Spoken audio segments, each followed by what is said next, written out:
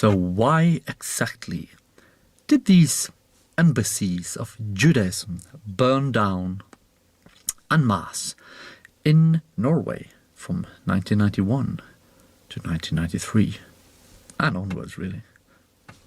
Let's find out.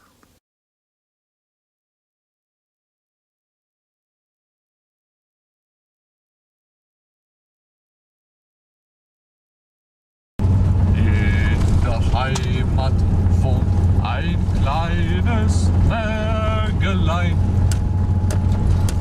und das heißt Erika.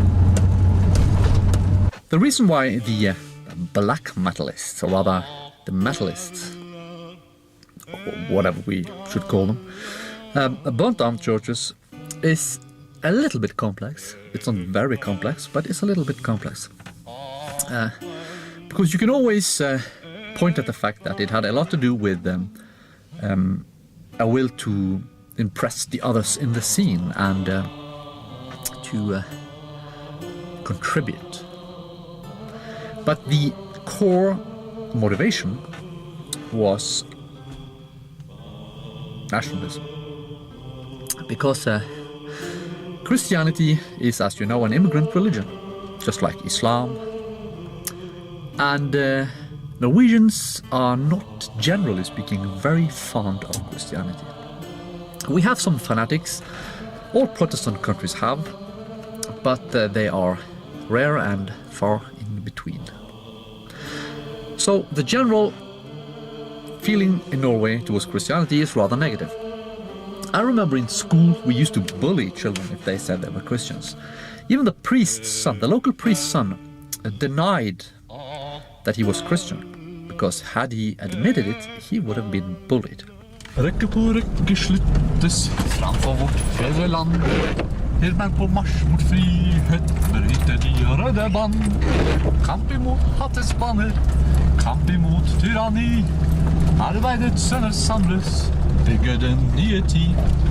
Christianity is an immigrant religion, just like Islam, and the Norwegians in the black metal scene had a wish to, express their contempt for this foreign, imperialistic, hateful, anti-European cult from the Middle East. And they did that by burning their churches down. I often see people argue that, but these churches, they're so beautiful and it's part of our history. Well, imagine in 1,000 years, people burn down mosques. Then you have the same type of people whining and bitching about, why are they burning these mosques down? They're beautiful, they're part of our European history. No, they're not. They're part of the history of the invaders.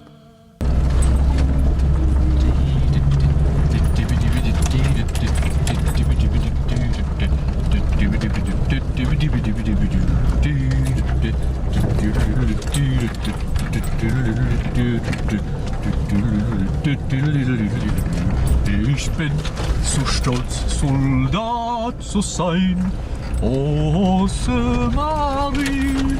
There really is no difference between Islam and Christianity other than the fact that Christianity has been here longer.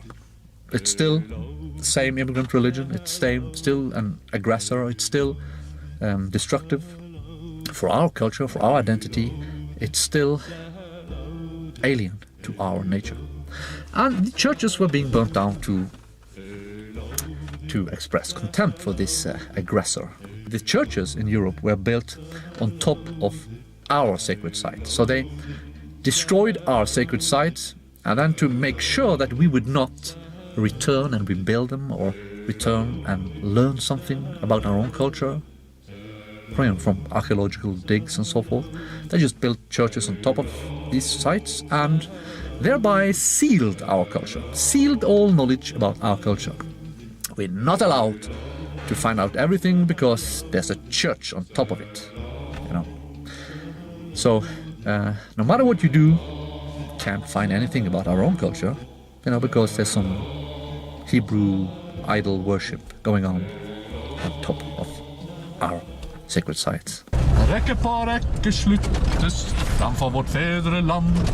Hyrden på marsj mot frihet, bryter de røde band. Kamp imot hatets banner, kamp imot tyranni. Arbeidets sønner samles, bygger den nye tid.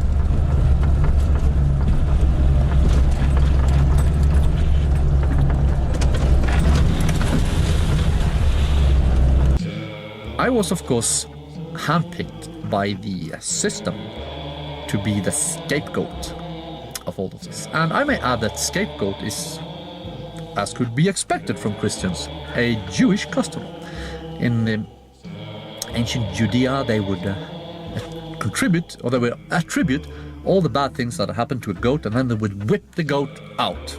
Hence the term scapegoat. We don't have scapegoats in our culture. So again, evidence of Middle Eastern culture.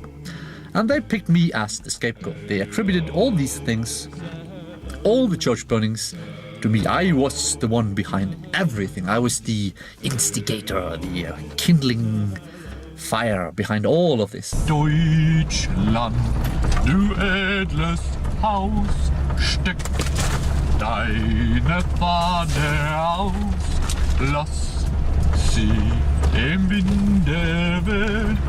Deutschland muss ewig stehen.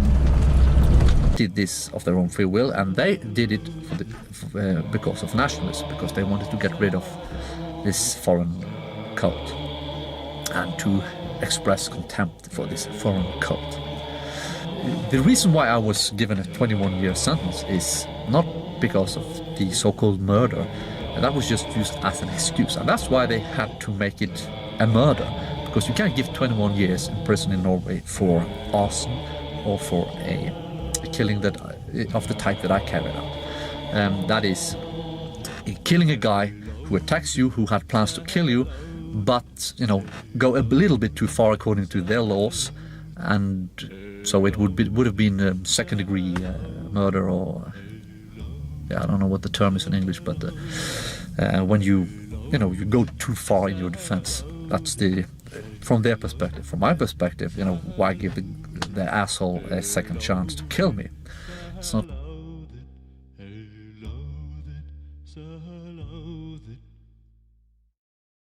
Somebody who plans to kill you attacks you, and then he fails, and he would just go, okay, sorry, I didn't manage to kill you. Don't defend yourself anymore now. Let's call it a day. Stop it. Don't attack me anymore. I'll go back home, give it another shot. Maybe I'll manage to kill you the next time, right?